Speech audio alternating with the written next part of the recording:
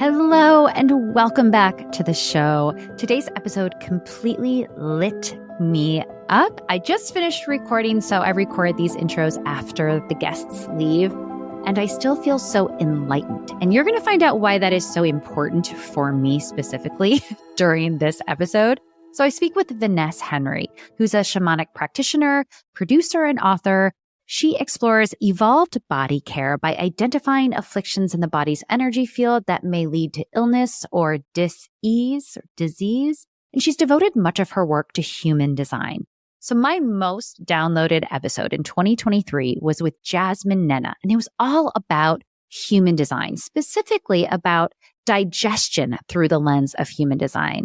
I was so excited to have Vaness on this season so that we could dive even deeper. But that being said, if you haven't listened to that episode with Jasmine or visited that newsletter, I highly recommend you check that out, and I will be sure to link to that.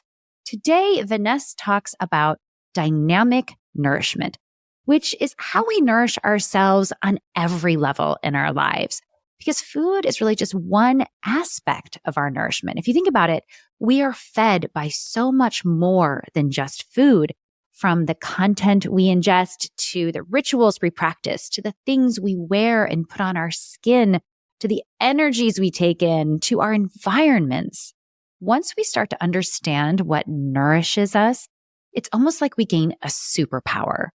We begin to develop a deep trust in our own inner knowing, and we gain sovereignty over our lives. And it's fun too. This was such a great conversation. And you might want to pull up your human design chart if you don't know it. If you don't have it, you can use sources such as mybodygraph.com or the International Human Design School to pull up your chart. It might just be interesting to have on hand as you listen. As always, an easy way that you can support this work is by sharing the episode. If it resonates with you, share it with your friends and family, post about it on social media. It really helps things out. You can also rate the episode on your podcast app. You can leave a comment there, and you can sign up for the Mind, Body, Spirit, Food newsletter, where I send out weekly recipes. I dive deeper into these topics, and I explore what it means to feed ourselves with joy, with pleasure, and with freedom. All right, my friends, let's dive into the show.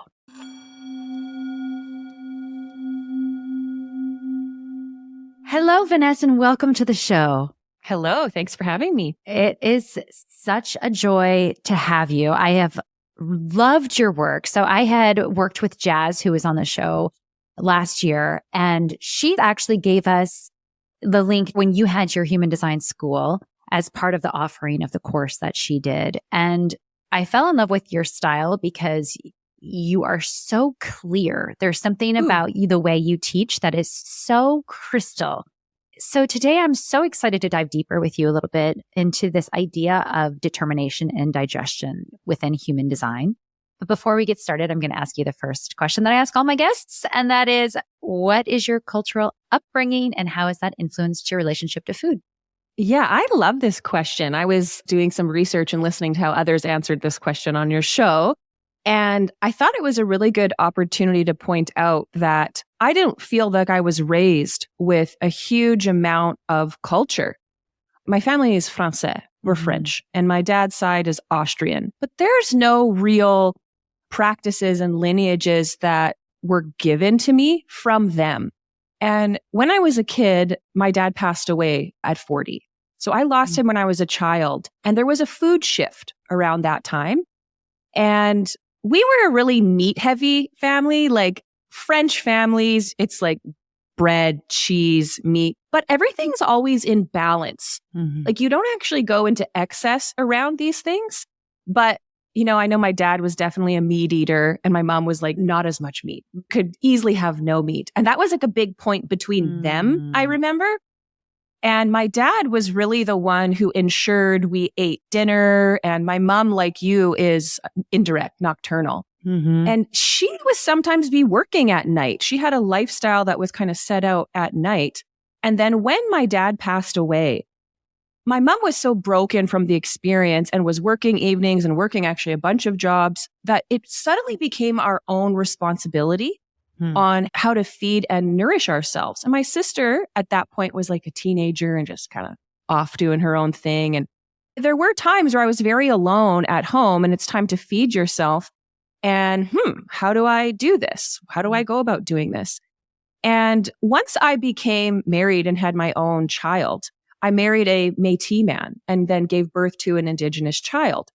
And there were cultural aspects within my husband's side of the family that allowed me to see through my upbringing, a lot of the aunties and uncles around me were Indigenous. However, my family line was not.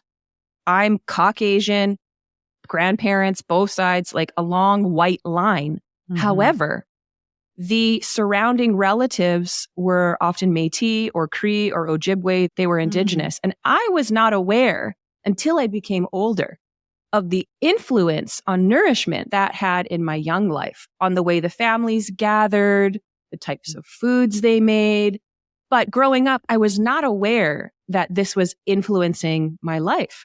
And as, you know, I kind of went into my own studies in the shamanic arts and learned about anthropology and cultural appropriation and then gave birth to this child, I had a real moment of needing to reevaluate my whiteness, my privilege, the way I understood even the influences of my childhood. And at that point, when I was going through all of that, was when I put on the most weight I had ever had. And only when I went through a real radical analysis of taking care of myself and reevaluating this was when I was able to reach new levels of health and wellness in my body. Something that I think is important to mention, though, in this story, shortly after my dad passed away, and I was left fending to myself in this sort of, you know, way, but I was quite independent. Like, I want to say that. I got diagnosed with my own cancer. My dad and I both had cancer, completely unrelated. And so my final year of high school, I was incredibly malnourished, very sick, on the deathbed, having chemo, having radiation. And that, for me, as an ego manifester in my human design, created a ton of anger that was basically just being held in the body. So when I became a full-grown adult, I really needed to start contending with some of these traumas and malnourishment that I had experienced in my life. And I mean, I know this for myself, but that's directly related. Those traumas that we hold in our body, that energy that we hold in our body manifests itself physically. Absolutely. That sounds like then for you, you went through a shedding or some sort of release or some sort of clarification that allowed you to also come into harmony, more harmony with your body. I know we're kind of jumping in full speed, but I'm so curious as to what triggered that for you. What brought you that awareness, or did the two just kind of happen simultaneously without any kind of mental preparation? Were you just doing the emotional work and the physical stuff naturally came into balance? Yeah, great question. After I was sick, I was really afraid in my own body. I had this massive tumor that had grown in my chest that I didn't know, couldn't see, was squashing all my really important organs. And I felt a sort of betrayal with my body. I felt like, how could this happen to me? My family's already been through this. This doesn't seem to make sense to me, which then kind of created this new pursuit and drive in me where I graduated on time, which I'm very proud of. Wow. And then I went right into college and I went to journalism, broadcast journalism, learning how do you tell your story? How do you actually investigate things? And then it kind of led me on this journey of having these kind of shamans come into my life and recognize the path that I was being called onto through my shocks with illness and some of the abilities that I was starting to develop. And being kind of guided by those people immediately after being sick. So, you know, you're 16, then you turn 17, and then there are these people around you. I had Reiki in the hospital. This was something that the hospital offered. Reiki is when someone puts their hands in your aura or on your body, and they're basically doing energy work. And this was offered in the hospital, and I had a pretty profound experience with it. It was like, what was that? You know, as soon as I was in remission, what was that? And so that was my starting point and where I started to first investigate. But then I was quickly scooped up by people who were like, you're not doing Reiki anymore. This is something else. Let us guide you here. And these were all indigenous teachers, or I want to say shamanic practitioners. They had all kinds of different modalities, but I was really guided with that. And then once I was kind of on that path and doing those deep studies to kind of facilitate my own healing, to understand shamanic illness, which shamanic illness is based on the energy fields. It's a very simple core principle. Your energy field either has something missing from it or something attached to it.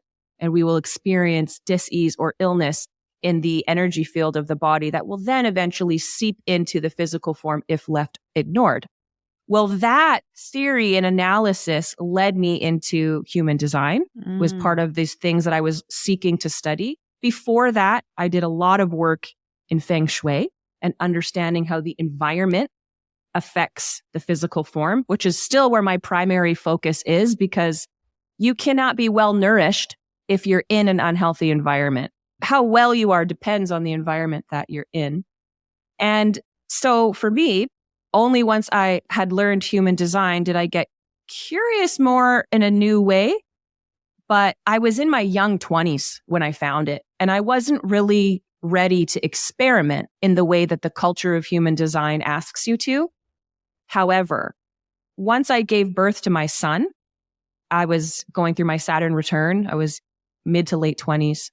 First of all, I was never meant to be a parent because I had radiation to my ovaries. So it was this big surprise. And then, this is a miracle. You should be grateful. And, there's all this expectation. And I can't be in this response position with this child all the time. And that's when I started to really experiment with my human design out of necessity, because I was getting really unwell. And now there was a little child. And I believe he's about the same age as your child. He's 8 now. He's going to be 9 soon. Yeah, my youngest just turned 9. Your youngest, yeah. And he was really raised with human design awareness, because human design is really for kids, in order for parents to, instead of putting their shit, hey, here's how I was raised, I'm going to raise you like that. Yeah. It doesn't acknowledge the individuality of the child.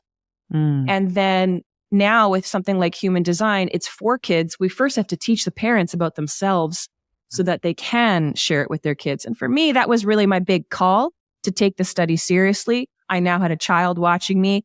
I was going to impact them. What do I need to know about my own health and wellness so I can raise a child in the way that they need to be raised? So the call really came only from becoming a parent. I love looking at the history of this mosaic of who we are as people, because your story just is such a beautiful puzzle. And what I love about people and when people who are really following their soul's purpose is, I think every time I've talked to somebody who I really feel this from, it starts for, I don't want to say as selfish, but as an internal curiosity or an internal way of understanding themselves or an internal modality of healing. And it's almost like only through it when we can go through that stuff ourselves for ourselves, not being like, I'm going to go and be the next human design expert and be the star of the show. But gosh, it started so internally, then it's such an authentic and powerful way to bring knowledge forth because you've been through it. And so I just wanted to say that because I just find these journeys so beautiful. I want to jump in actually with something that you said, because I could hear it on your voice. I'm very sound sensitive and noticed the tone that you dropped into. You felt like and there's your sacral sound. You had to catch yourself by saying, it's not that it's selfish. Right there, you've identified the whole issue of our conditioning culturally, collectively, is we've been groomed to, it's noble to put others before you. Yeah. We inherently know that, no, you put your life vest on first, or you put the air, we know that. And yet we feel like it's selfish to take care of ourselves, to put ourselves first. So we design these lifestyles where we're taking care of absolutely everyone, not dealing with our own issues. And we become chronically unwell, sometimes terminally unwell. A lot of the work I do as a shamanic healer with human design and the body graph as my primary modality for understanding the energy field of the other is looking at their current conditions, chronic, any kind of symptoms that they have going on in their life, and understanding where it comes from. There are other tools that do this, like German New Medicine, Louise Hay's work. Both are controversial. Both are gaining ground. It's a way of understanding the energy field of the body. You know, I loved in Jazz's interview a couple episodes ago about the itchy elbows and what that symptom of psoriasis is. I'd actually like to use you as an example. I can see that you are an indirect eater and you have touch cognition. Now, you have a rounded birth time. So I want to say to you, with a 3:45 birth time, I typically consider that to be high risk because there is a chance that somebody is giving you a rounded number. You might be born at 3:44. Or 3:47, but we're going to just culturally quickly grab, oh yeah, she was born at 3:45. Sure. And when we're looking at something this deep in the design, the cognition, we're looking at your senses. This is something way below your gaits, your lines, and even your colors, and we're getting into your tone. This is something very, very deep in your human design, and it will change minute to minute. So I can see that you are touch cognition, and I've done some checking, and it seems to stay that way for a bit. But as looking at somebody like that, you also have a secondary sense. You have a taste sense and your environment sense. So right away, when I'm looking at you, I'm looking at all the symptoms you could have as somebody with a sixth sense of touch and a second sense of taste. And so when you're as a mountains person, when you're in an aligned environment, your talents are going to come alive. Your podcast, I think, is a great example. Speaking, elevated, great sound, the types of conversations you have. Your abilities come alive. But when you are in a place that isn't resonant with you, it's as if your talents it's like feeling hard. It's not clicking. You could even go into a place and the conversation is flowing and you know that's for you. It's your signs that your body is resonating with what's going on. However, when things are ignored there, let's say you're in a workplace and it's toxic for you, it's not elevated, there's politics and it's really bringing you down. You might start to develop issues with that area, issues in your face, issues in your mouth, the organs there. Okay, you're exhaling. Can for you. I want to get so literal with this because I literally have an example. So my office used to be in the living room of my house, adjacent to my kitchen. We have an open floor plan. I was facing a wall without a window, and I had no sense of barrier or vision. And it was necessary. We didn't have another office space in the house. We built my little office up here in our attic where I'm overlooking, and we live on a mountain road. I'm overlooking the mountain. This podcast, I'm not kidding you. I launched my newsletter. I had stopped what I was doing. I was in such a rut. My body gave out on me. I was so unhappy. I was a food blogger.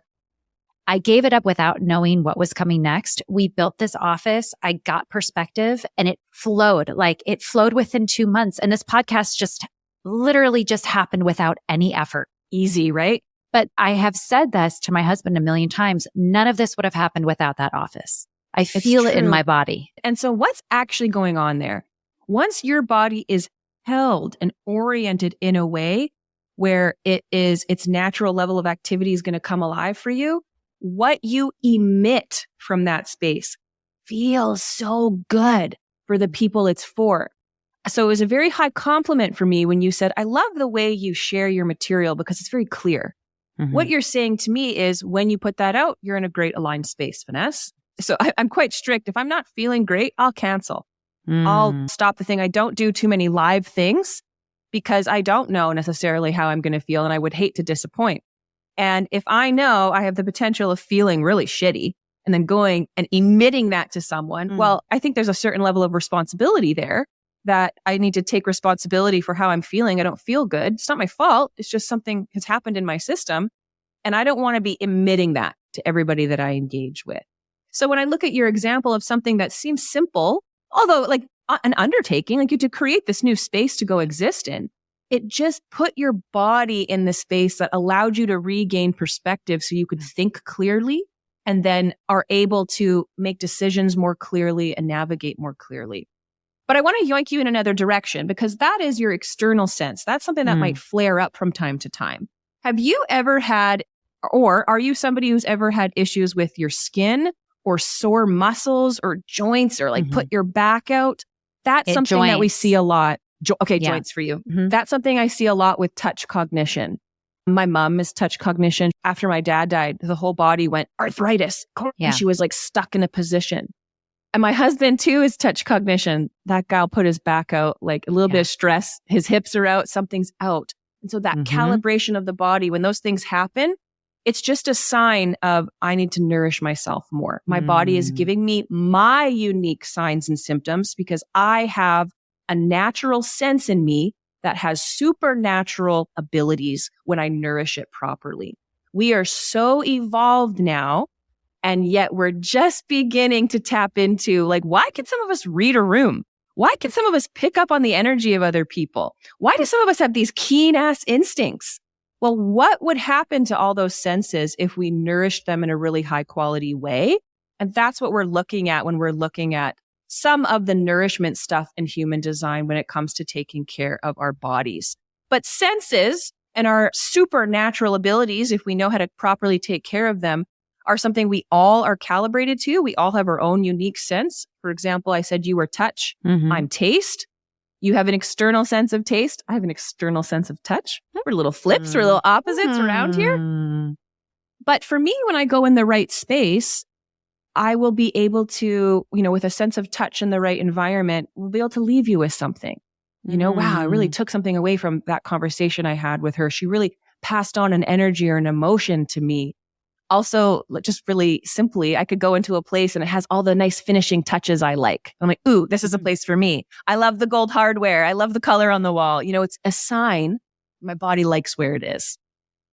Okay. So can you clarify? I don't know the difference between, you said external, the external Absolutely. and the internal. So what does that mean? And what are the different ones? So we actually have a collaboration of 4 senses. When we're looking deep in the body graph, we're looking at something called the variable in the body graph, and that's where I specialize. This is really measuring the change in the body graph, the little ways that, you could be a pure manifesting generator 4/6 profile and standing next to another person just like that. And yet when we go look at your depths, we see how different you are. And that's why your precise birth time really matters. So when we're looking at the way you are designed to feed yourself, you are going to have a sense deep inside your body that you're feeding into, an internal sense.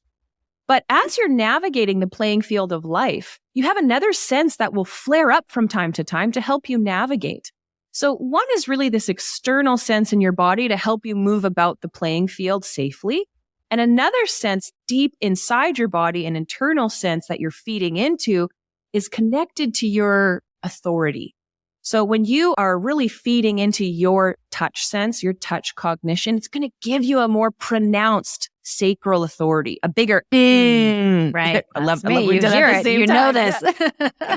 And so when you're able to connect with that, you're able to make more informed decisions. Human design, when you get into it, is really simply learning about how to make an informed decision for yourself. And as you keep going in that study and you experiment using your authority, your life's going to start to change. People around you is going to start to change. Your body might start to change because with every aligned decision you're making, using those deep senses in your body, you are going to naturally be aligning to environments that you resonate with. And at that point in your studies, if you look around and life has started to look really different, probably time to scratch beneath the surface and look at your variable. So not only, you don't know only how to make a decision, but you can become more aware. And when you start to really fine tune, this is how I need to feed myself and what dynamic nourishment means. And I know you're interested in talking about that. And here are the environments that I resonate with. I don't resonate with these kinds of people and shit, they're in my family. So I got to deal with that, Yeah. And then also we have senses on our personality side. Our consciousness has an internal sense and an external sense as well. So we are really this mix of these deep senses that have these natural abilities, but if we know how to take care of them, they can be supernatural abilities. So, okay, I had talked with Jazz about determination or digestion. I will link to that for you listeners. We went through kind of very briefly the 6 different kinds. Let's start here. In your words, what is that? And how does that influence how we nourish ourselves? Absolutely. So that the podcast conversation that you did with Jasmine Nana would be really great to listen to if you're intrigued by this conversation. Jazz is a really dear friend of mine and highly intelligent individual. And she laid it out really well in that. Because the human design study comes with a lot of language. I really view it as a language study. Yeah. And you have to start to begin to understand all these terms, which can be clunky at first. And when we're finally scratching beneath the surface to look at the way we're designed to feed ourselves, there are 6 ways, 6 colors that we could be fed through. And those colors are appetite, which is a first color, taste, which is a second color, thirst, which is a third color, touch, which is a fourth color, sound, which is a fifth color, and light, which you are, Nikki, which is the sixth color. Now, when we're talking about feeding the body, we have to appreciate how evolved we are now. I really want to hammer that home. Like you have the potential for supernatural abilities. You have evolved nourishment practices that you need. It's not enough to just stuff our faces with broccoli if we're in a toxic relationship.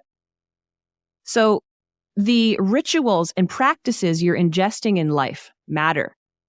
The clothes that you wear, you're ingesting matters. The skin, what you put on your skin, the products in your hair, you're ingesting that. A really helpful way to understand this is we consume content. Think of all the content you're consuming. And as humanity becomes more aware, we usually lean on the most prevalent technology to understand ourselves. So for example, when human design came out, 80s, what was really going on was thinking of ourselves like vehicles, the assembly line, cars, that was really going through a big shift. Now you'll notice our technology is more about video games. You're a player, you're a main character. And that's the way we're kind of understanding ourselves. So when you're thinking about the way that your character, your player, your person that you are needs to experience nourishment, you can look at it through the lens of whatever style is that you're designed to feed yourself, which Nikki, you're light. So we're going to use that example. When it comes to putting actual food in your mouth, a light eater needs to pay attention to the time of day that they're hungry at. This could be somebody who's hungry right in the morning, but as you've shared, sometimes you feel sick in the morning. Like, I don't want to eat that. You might even be someone who prefers to sleep in, but your lifestyle has maybe forced you got to wake up early. Maybe you actually like being up at night. Maybe you love being up in the morning. So the first part of experimenting with a light color is, well, when do I like to ingest? We don't need to know if you're direct or indirect yet, because again, you might have the wrong minute and that could change. So I like to translate these in a non-binary way and place emphasis on the color and how to experiment with it. So somebody like you who's a light color, your lifestyle, you got to really pay attention to, is it a nighttime lifestyle or a daytime lifestyle? So because we know you're indirect, you might really want to do your movement practice in the evening instead of the morning. You might find that you like to interview people at certain times of the day. Maybe it can't be too early. Maybe you like to do it later. You want to just become aware of this. When am I consuming a lot of content? Is it before bed when I'm scrolling, or do I start my day that way? A big piece for light eaters is they need to be consuming things that illuminate them, that inspire them. So think of the types of conversation and focus you have on your podcast. It's elevated. There is something about it that illuminates you. So often with people who are light eaters, we do see some kind of threading through their life of spirituality or religion in some way because they need that, that feeds them. Like if they don't have that, they become malnourished. I've seen a lot of direct eaters who are like devout Christians. I've seen a lot of indirect eaters who, they are psychic and they work with people going through really deep traumas, right? This is about light. So what's been hiding in the dark? And they might want to go into that. Yeah. So you see, this is not just about eating at night or eating in the daytime. It's about so much more. And so when we talk about dynamic nourishment and we're looking at the colors that we can be arranged and designed with deep in our body graph, suddenly we can become very unique. I'd like to give one more example just to kind of hammer that home. I'm a sound person. So the fifth color I mentioned with sound. And this means I'm very sensitive to the volumes and amounts of things I take in. Am I full or am I empty? So we can see a lot of overeating, undereating here. These are people who can put on weight because they're overdoing certain things, or they can go underweight because they're not doing certain things that they need. And they can get very dysregulated by certain sounds. But sometimes you might hear things in this part of the study like, oh, eat with music on. Yeah. I actually think that's a very primitive translation. What we really want you to be paying attention to is volume, not as in loudness, but as in amounts. Are you aware of when you're actually full, when you've actually had enough of that person? Are you aware of when, I can't watch any more of this? It's like making me feel fried. And just if you're able to increase your awareness of those things, you're deeply experimenting with the way you are meant to experience nourishment. It's not so much about the ingredients we put into our mouth all the time, but the ingredients of life that we're ingesting to build a lifestyle for ourselves. It's about the rituals we do each day, the practices we do, who we engage with, what we wear. It's the entire lifestyle. You're meant to consume things a certain way. And it's so fascinating because we don't think about that. Nobody talks about that within this Western culture of, we talk about diet and nutrition and nourishment. And certainly within my work, I talk a lot about ritual because, as you said, I'm an indirect light eater and I'm fascinated by my spirituality. However, I define that for myself is what fuels me as a human. Absolutely. Absolutely. Like for your design in particular, looking at it, if you were to lose touch, some key language from you because you're a touch cognition, if you were to lose touch with that, you would start to wilt like a flower. You would start to deplete. You wouldn't have the energy levels that you're meant to have. When you are able to contemplate the universe for a way that works for you, you get something out of that. You're fed by that. So it goes to say, if that was removed and missing from your energy field, something's missing, you can develop certain illnesses. Yeah, right. And you wouldn't think that, I don't have anything to believe in. That's not going to connect. That's what's like a light bulb moment right now, because it's like, then physically I might be like, I need to eat all the kale in the world because I feel so depleted. Wherein, it's not necessarily. The food plays a part, but it's everything. It's the entire lifestyle. And as you said, like it's even the clothes that you choose to wear. Like what? And yet it makes sense. Let's talk about eating kale till you're blue in the face. How frustrating and discouraging if you're doing all this work, busting your ass trying to put these quote unquote healthy foods in your body, and then you discover that your particular body can't even handle kale. Actually, doesn't like kale. You know what I mean? Like you got the shits, you got the runs. It's like, but I'm doing everything right. Well, so true. So, I have a son who is a touch color. So the energy around him when he eats is very important. And if he's eating something, it could be something he loves to eat. And then all of a sudden he's in the bathroom and he gets the runs after. Well, I know that's nothing wrong with the food. Well, what was going on around him when he ate?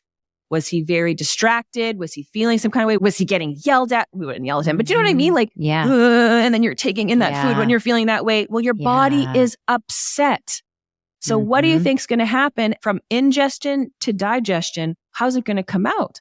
And so that's not necessarily the case for me, but his body is like that. So how valuable for me as a parent to know the environment when he's nourishing himself really needs to be in a certain energy. We need to create a mood. Otherwise, his stomach, his body is going to get upset.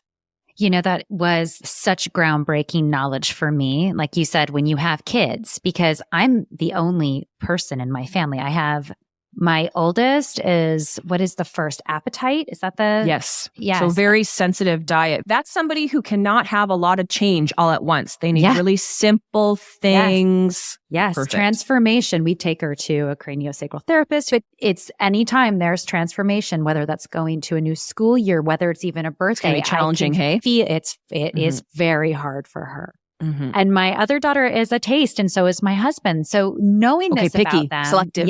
And this is, and it was like the biggest eye opener because, with my youngest, she does not like foods touching. She's a great eater, but she's very specific about how she ingests food and when. And it's so sorry, which child is that? That is the 9-year-old. And she has what kind of diet? Closed taste. Okay. She actually loves like bowls of blueberries, bowls of apples. She wants rice and she wants beans, not necessarily mixed together. She wants, she's very simple, but she'll eat all the things just in her own unique way. Whereas me, I'm going to put everything in the same bowl. I want maximum flavor, maximum texture. I want the beauty of it, and it's like, I don't need to force that on her. And that is like, how you started this conversation with your own son. I'm a trained chef. Of course, I want to force that on my family. I want to be like, no, I just composed this gorgeous dish that took me all this time to make. Hello. And you realize, ego, my way of doing things has nothing to do with what is correct and feels good in their body. This is what I personally find so exciting about the study of human design, because you don't need to put your things on your kids, because you're exactly right. I made this beautiful dinner. Look at these gorgeous colors in this thing that I made. You're going to love it. And they don't. And it's like, I'm so disappointed. Like I put all this energy in it. But as soon as you know the way your child consumes, it's exciting to watch it come out in them. You're no longer trying to put the way you eat onto them or the way you digest life onto them. Instead, you're watching for their depths to reveal themselves so you can then encourage that in them. So suddenly you're not so frustrated when that picky eater is like, I love the dish you made, Mom, but I actually have to take those couple ingredients out. Yeah. It's like, no, you will love them. It's like, actually, now I know for their system, it might be harmful. So I want to always encourage in my kid to listen to their body. Yes. Oh, brilliant. Brilliant. So we've touched a little bit upon this idea of dynamic nourishment. And can you get into that a little bit more? When we were emailing back and forth, that's the first time I really heard that term. And so I just kind of want to just understand a little bit more about what that means in your opinion.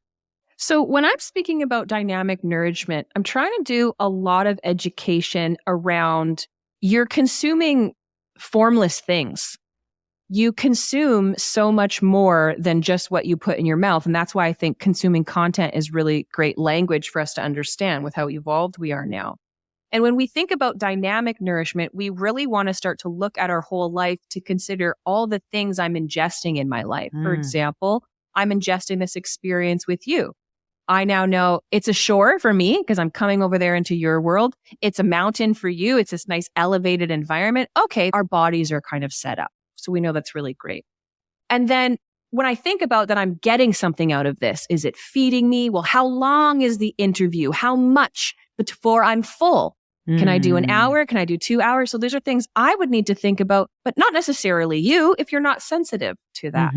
So as soon as we start to understand what we're sensitive to, I'm now going to take that information. Okay, how much of this hangout with this person before I've had enough? It's like, okay, I need to get away from them. I've had enough. How much of this movement practice before I'm now tired? Do I actually have to do this whole hour-long thing, or is that too much for me?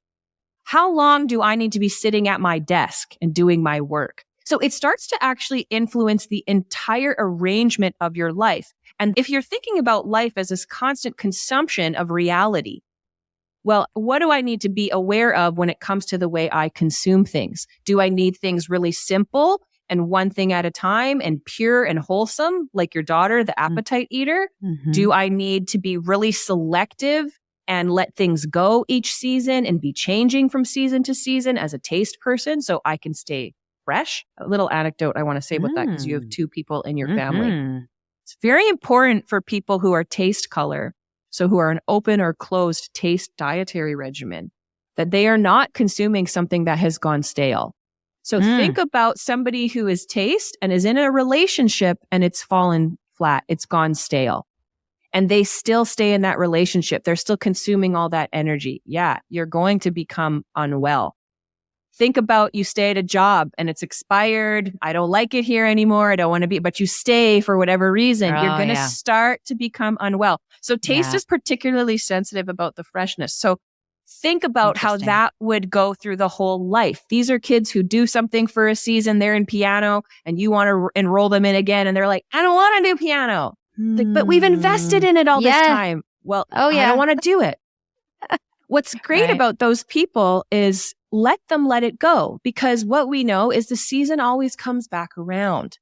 And so they will want to revisit it if it's something they select in the future. So it's okay to let people go when it feels like it's gone stale, because you trust that when things align, you might reconnect again as the season comes again, right? The seasons always return.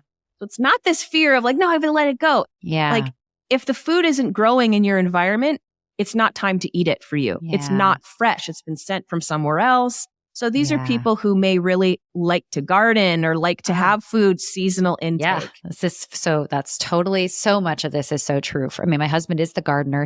That is his joy. But it's so interesting just to pop in, because I think this will resonate with some of our listeners, is my daughter is in piano lessons. And thankfully, we have an amazing music teacher, and his whole platform is about developing the love of music. And so they can switch. And he's always like, let them try new instruments. And it fits her so well, because definitely within me, if it had been a normal piano teacher, it wouldn't have worked. And within me, there's still that sense of like, but you need to stick with the piano. You're doing the piano. Aren't you doing the piano?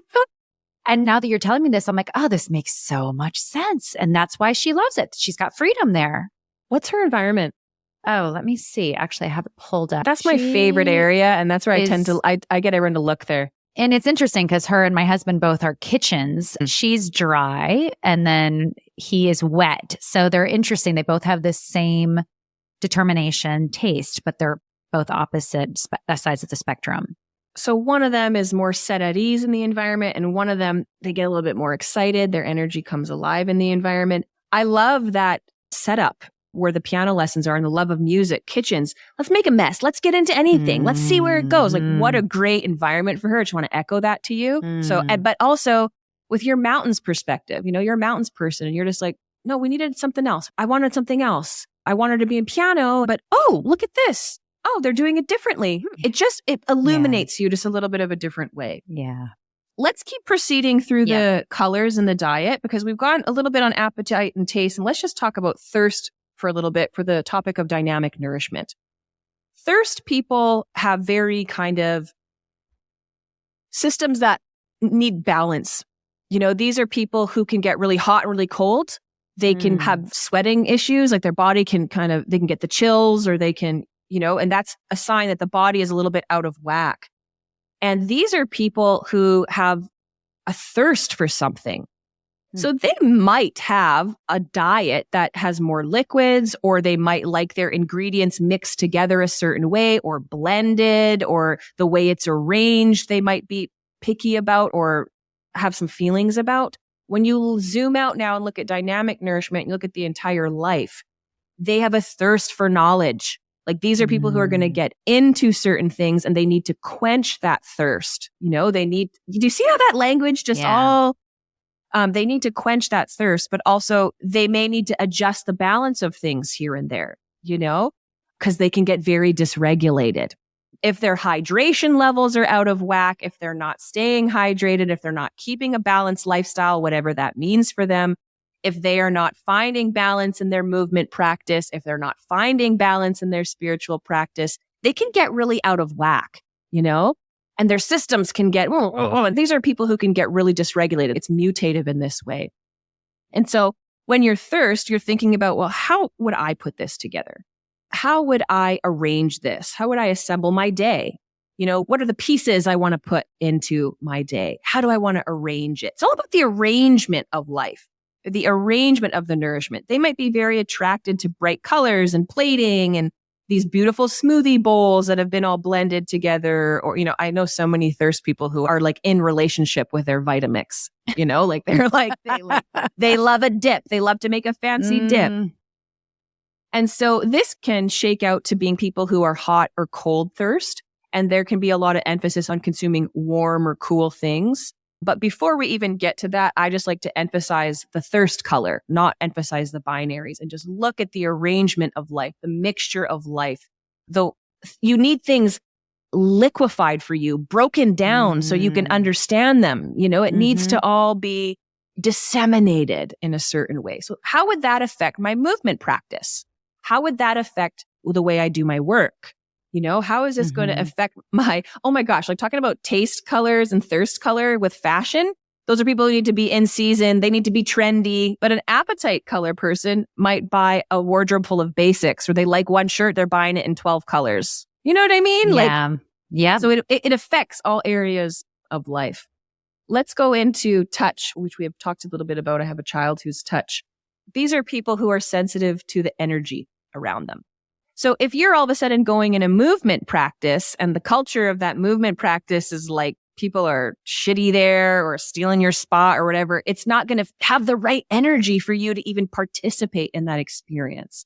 Or let's say you go with a buddy every Wednesday, you go to your yoga class together. And then your buddy's always like nagging you or like negative. That's going to affect your whole experience with the movement practice. So what's around you and the energies around you is really going to matter. If you're a touch person, does it have the right touch for me? But what I notice a lot with these people after they ingest something, content, music, movies, food, you'll know if it was for them or not based on how the bowel movement is after. Do you have an upset stomach? Well, what did you eat? It's not so much about what you eat, but what was going on around you when you were doing that thing. They can get, it's like the body can be very sensitive in that way. Some people need things really calm. Some people need it bopping, energy around them. My son is like that. He will come home, he'll put some music on, he'll put a show on, and he's coloring. But it's just created the energy in the room for him to color, you know? So funny. Yeah. And let's just pop quickly into the final two, which we've briefly touched on, sound and light.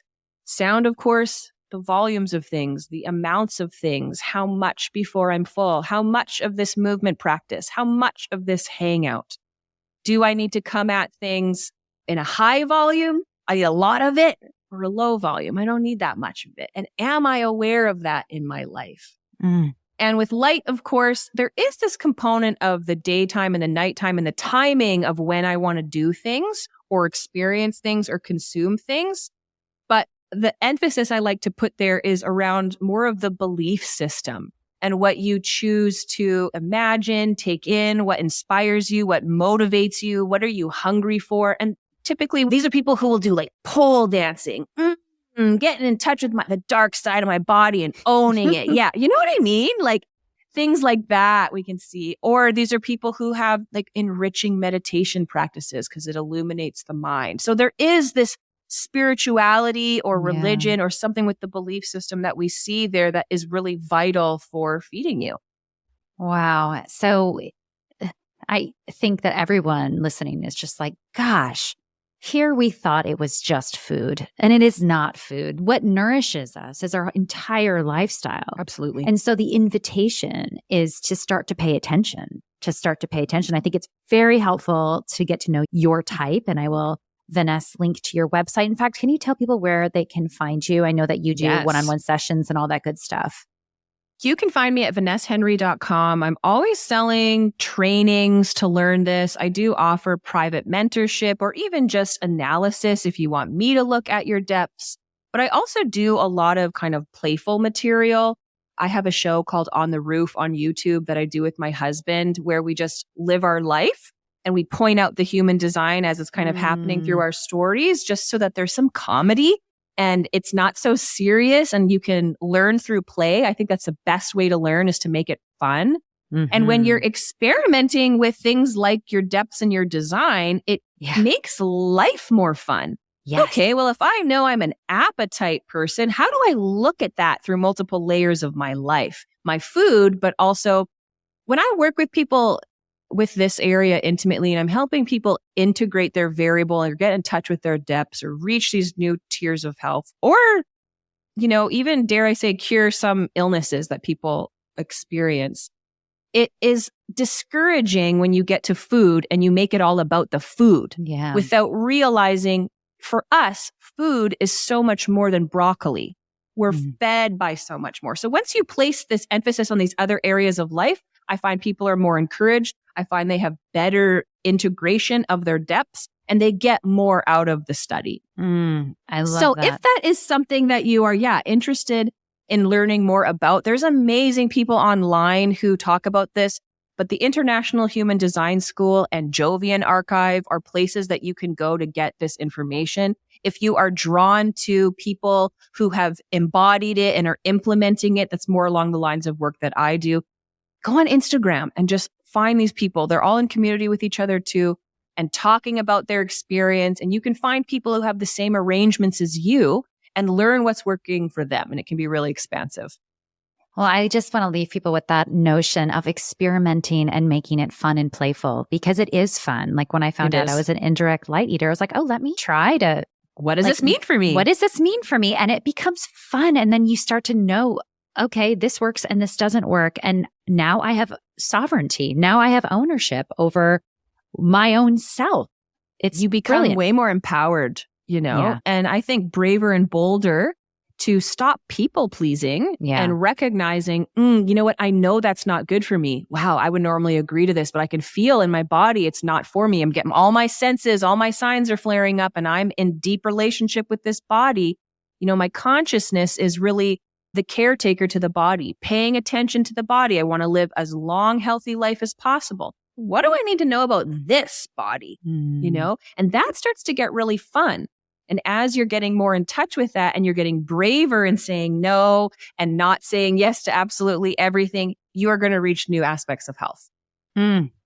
Thank you so much. This has been such an inspiring and enlightening conversation. It certainly lit me up. All of the ways that I love to get lit up. Actually, Nikki, that's a great way to just by using that language, that's an amazing way to get more in touch with this part of yourself.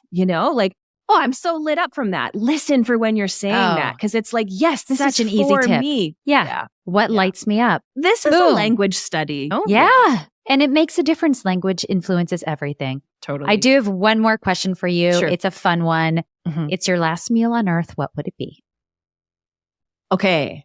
I love hearty food. I'm an ego manifester. It would be shepherd's pie, the layer of ground beef, layer of corn, tomato soup, mushroom soup, and then mashed potatoes on top with cheese. And my mom would be the one to make it. Yes. Because she'd put her energy in it with her touch cognition, and I would devour it. And you know what? My kid hates that recipe. And as I say it, it sounds disgusting, but I'm like, oh, it's so good. Somebody sensitive to volume, I could eat that until the cows come home. Let me tell you. Oh my gosh. To me, it sounds amazing. And that's literally like exactly what my mom used to make too. So comfort food. I feel you. Yeah. Thank you so much. Thanks for having me, Nikki. Thank you so much for listening. If this work resonates with you in any way, you can support it by leaving a review or comment or sharing it with friends. Also, you can sign up for the newsletter, Mind, Body, Spirit, Food. And by becoming a paid member for just $5 a month, you help fund this entire project. Thank you so much to all of you who are already subscribed, especially to those paid subscribers. This work could not happen without you. I'm Nikki Sizemore, and as always, remember to nourish yourself with intention and love.